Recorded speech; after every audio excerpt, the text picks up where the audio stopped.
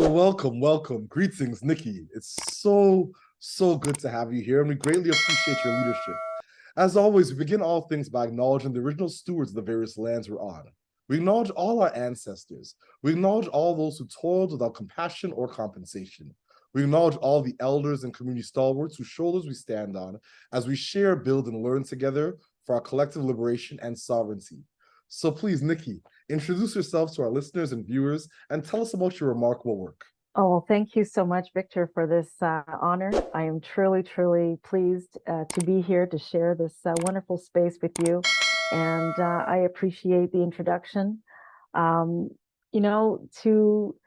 be grateful for the opportunity to do what I do, I have to always look back at my humble beginnings as a little girl coming through the airport in Montreal, landing from Jamaica, and acclimatizing to a new country, a new environment, and a new language, and trying to make my way as a Black girl in a big new country. And with that, I learned many things in my early childhood experience. Some of it, a blemished experience of a confrontational racism. But what it did, it shaped my journey in dealing with anti-Black racism initiatives. It's also ignited my passion for Canadian Black history, and also to move the Black business ecosystem forward. So I have to say that early start made the woman that I am, and very much involved in all parts of helping to uplift the Black community as well as other communities in order to have a fulfilled and prosperous life. So a little bit of my background: I grew up, born in Jamaica, grew up in Montreal, and I had a real interest in education as well as journalism. Didn't do anything with journalism at the time, but moved forward in a career in teaching, and I was a teacher at Sheridan College in the Faculty of Early Childhood Education and Community Development in Brampton, Ontario. Did that for many years. It was the last year of teaching that I got an epiphany that there was something that I wanted to do a little bit more than marking papers on the weekend. Although I was happy as a teacher, I thought there was more to my destiny. And I took a leap of faith, and I joined an online TV station, and I created a show that would dare people to lift their mask off and to show their authentic selves by sharing their heart stories. And the show became the Nikki Clarke Show, named after me. But it was a safe platform to have transformational stories, people's lives. And so I took this leap of faith, Victor. I left teaching, and I think people must have thought I had lost my mind that when I made that decision, leaving a safe corporate job, a 9 to 5, to do something that I had a little bit of training in and a lot of interest and passion, but didn't think much would come of it. But 15 years later, Victor, this October, I'm celebrating 15 years of the Nikki Clarke Show. And I have to say that I've interviewed over 100 people, and I am so proud to have facilitated the transformation of people's lives. I've had people who were diehard introverts, and they said, you know what, I'm not going on the stage. I'm not going to be interviewed. No way, no how. But I have this story, Nikki, but I'm afraid. And I said, you know what, you'll never know what's on the other side of fear if you don't try. And gave them the opportunity. And the same introverts have their own podcasts and TV shows. So it just takes one person, one catalyst, to set whatever they're doing on fire. And I also have to say, one of my first guests was a young man named Abel, 19 years old, who had super talent, but he needed some guidance and direction. And now we know him as the internationally renowned The Weeknd. So you never know unless you try. And I have to say that, Victor, the biggest lesson for me when I went into this venture of, media, a Black woman in the space of media, was very challenging. There was a lot of pushback because of, just the standards and where people were meeting me at. And I said, no, I want to do it my way. And that meant that I had to make the sacrifice of finding the funding to do this, because there wasn't a lot of backing for a show that supports people who aren't necessarily celebrities, simple people doing marvelous and life-changing work, who needed the recognition, and they needed the start. They needed someone to say, yeah, I see something in you, and to ignite that spark. So they didn't support it financially, but I said, I'm just going to do it my way, and I'm not going to bare my skin. Someone told me, show more and you'll get more ratings. No, I didn't do that. I wasn't going to lower my standards to get ratings. Wanted to do it my way. And I'm just glad, Victor, that I stuck to my guns, and it wasn't easy. But I have to say that it has paid off in the long run for the community at large, because it has met their needs in terms of providing the safe space and providing resources for them to get unstuck. It's yes, it's a celebration of different stories, but there are lessons, or what I call blessings, in the story that you can say, yeah, that's me. You're talking to me, and you can resonate with that story and say, okay, I'm not alone. I'm not alone. I don't have to experience this by myself. Someone went through it, and here are the resources that I can get unstuck, either professionally or on a personal level. So that's where the show has kind of grown in terms of a movement, and I'm just really super proud, and I'm grateful to God for giving me the courage to do that. Ashe, amen. That's incredible. It's incredible. And those type of catalytic conversations are the ones that inspire folks to move forward and to really find ways and means to find not just their inner voice or inner truth, but actually actualize their goals and visions in real time by hearing the goals of others. So thank you for all the work that you've done. And that entrepreneurial leap is also something that's very scary for most folks, especially entrepreneurship in general. So my next question is more around what inspires your work currently? Like, what inspires you most right now in your current work? Yeah, I am so energized by connecting with people in the community, like having conversations with people like you, Victor, and the wonderful work that you're doing. I have to applaud you for your tenacity and your courage, and just your gentle heart in supporting people.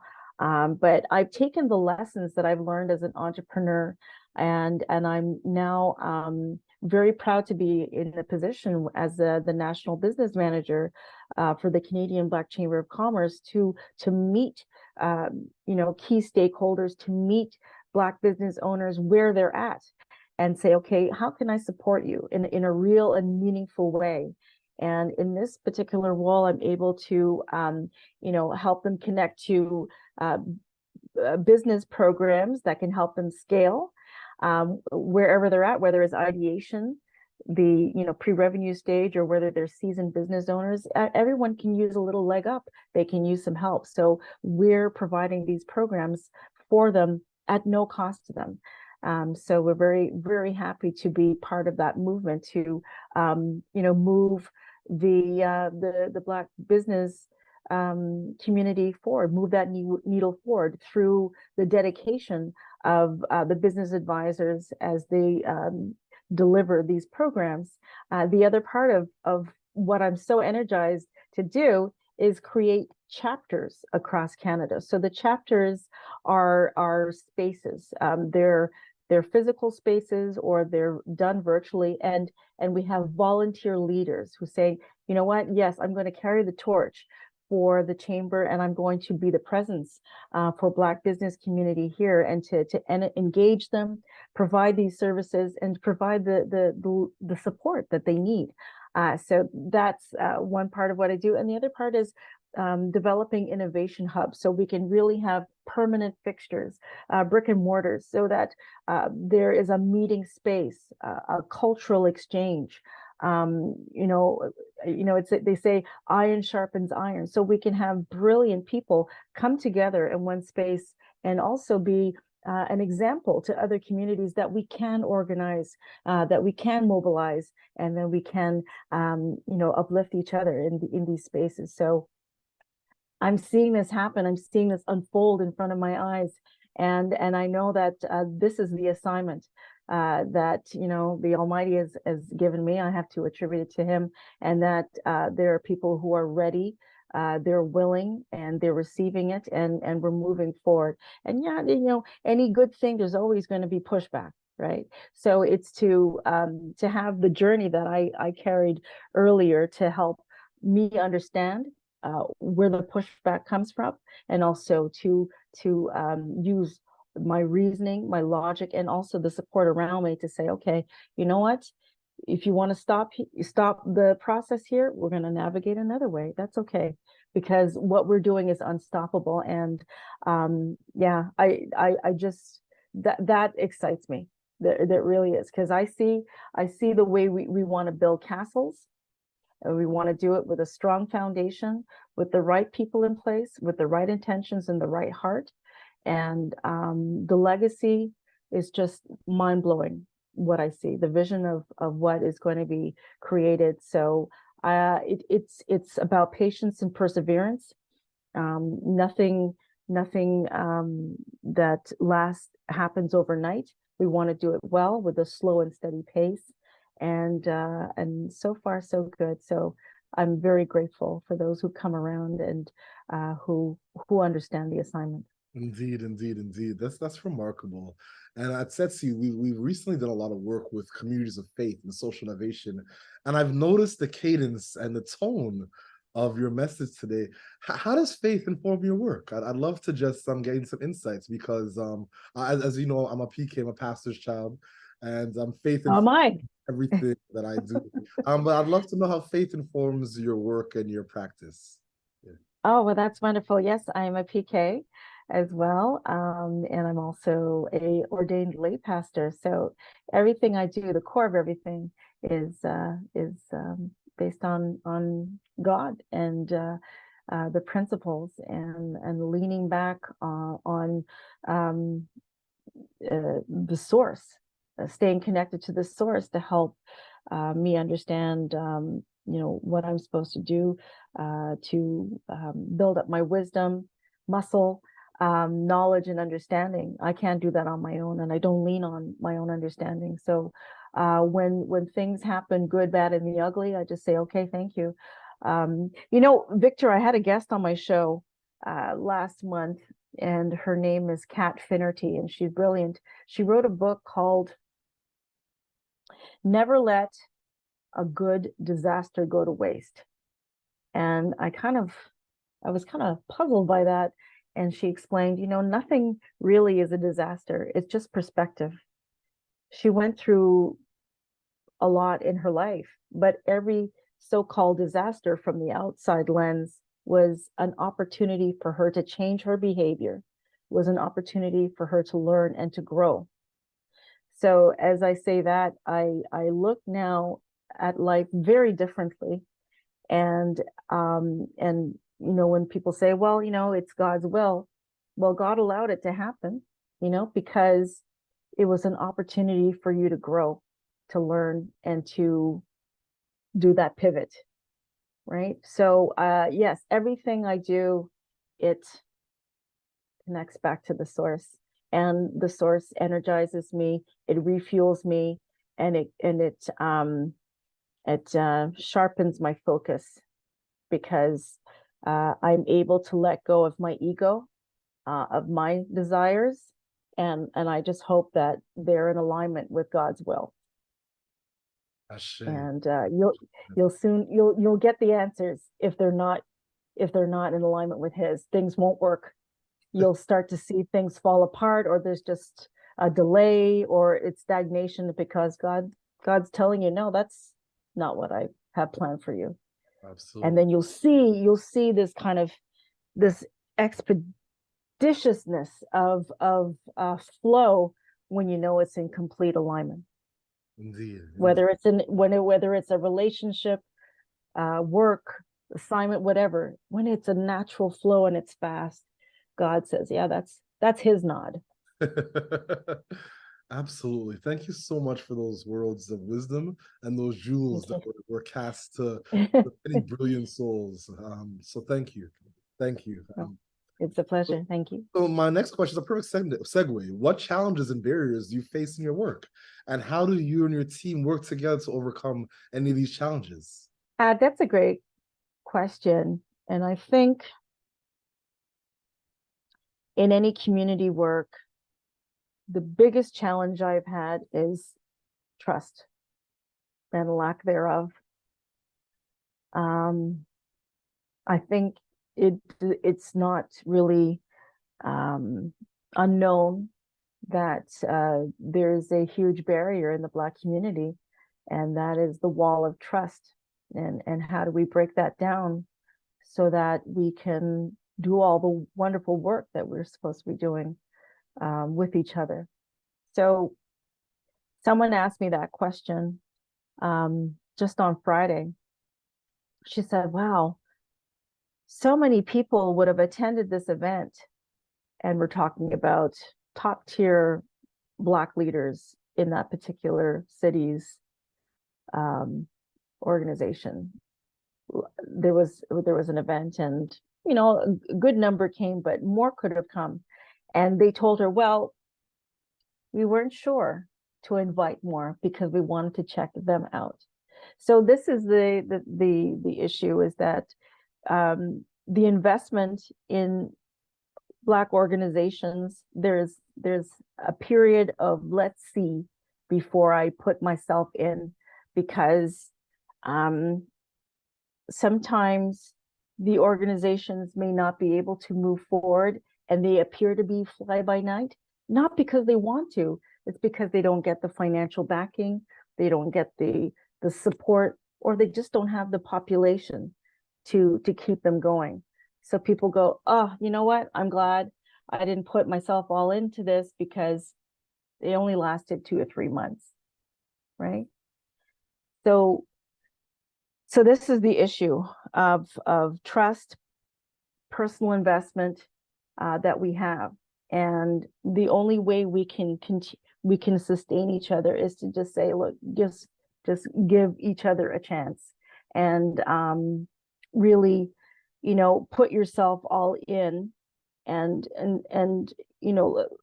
just let go of some of the doubts and some of the internal struggle that you have because of past experiences or mistakes that have been made, and just be open-minded. Whereas I find that other communities have come in, they're excited, and they embrace, and they won't let go. But yeah, it's an ongoing journey of trust. And I just have to say, how do I break down the wall of trust as one individual? Is to be present and to be consistent. And I have learned that through the teachings in education. When you're working with young children, how do they trust their environment? Through consistency, through predictability, through sequences, through schedules, through people who show up. So that's all I can do right now. That's part of my function of breaking down these walls of trust. And I hope to be able to inspire people to do the same. And that way we can start to integrate and to motivate and to lead in a wonderful way. And my Black history and the legacy that I want to leave is joy. Joy is my resistance. Ashe, I love that. I love that. Joy is my resistance. That's a jewel right there. Funny enough, I know exactly which events you're talking about. I'm glad the turnout was good and we support it to the best of our abilities. And I think once again, it goes back to a lot of healing and reconciliation work in our community. Big shout Yes. out to my elder Emmanuel Meles and NAPSI, Setsi and NAPSI been working on a healing and reconciliation initiative because we recognize that capitalism, colonialism, the public-private philanthropic sectors, they've all somehow added to some of the intergenerational traumas that impact Yes. the Black community. There's executive directors across the country that haven't spoken to each other in decades because of something that happened during the Paul Martin era. Can you imagine?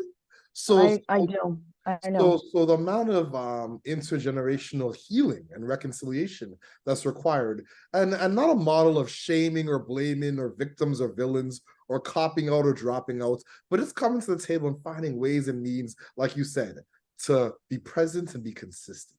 And I think that model of presence and consistency, whenever I don't feel motivated, I just try and stay consistent. I mean, I think that consistency is key. And as a husband and father, husband of 20 years and a father of 4, I know that presence and consistency is like, if you have that, everything else will fall into place. Usually, you know. Usually, yeah. Yeah. Absolutely, So, yeah. absolutely, 100% behind you on that. Your candor and your leadership. You have no idea. So 2 more questions for you. Sure. How do you feel about the future of entrepreneurship in Canada? I feel I'm a hopeless kind of optimist anyway. I think that there's a great trend to entrepreneurship. I think many people, I think since the pandemic, have had many awakenings in terms of their outlook, you know, spiritually, personally, and especially financially. And they're realizing that there's been a lot of compromise and sacrifice on their part in terms of putting aside a passion that could actually be financially rewarding, or at least personally rewarding if they didn't have the opportunity to go for it, so to speak, or to take that leap of faith like I did. So I think the way things are going, I think a lot of people are moving to the trend of entrepreneurship because there really aren't so many, I guess, obstacles now as they've overcome so much in the past. I think they're realizing that, you know, if not now, then when? And I think, you know, being in this position right now to support that reality for many people, just saying, okay, I want to just take a little departure from this 9-to-5 construct and create my own reality. If I have to work hard, let me work hard in the passion and the gift that I have. And I know that there's some funding, there's some sponsorship, and there's some brilliant people willing to give their time at no cost to them, especially through our organization, to help build them up. So yeah, I'm hopeful. I think it's going up. There's an uptick with entrepreneurship. Absolutely. No, I agree. I feel the future of Black entrepreneurship in Canada is so bright with the work the chamber is doing, FACE, and so many other organizations. So yes, we're on the same page. So second last question, and it's more of a personal question. Friends and family are present. What do you want to hear about yourself? Oh, that's a beautiful question.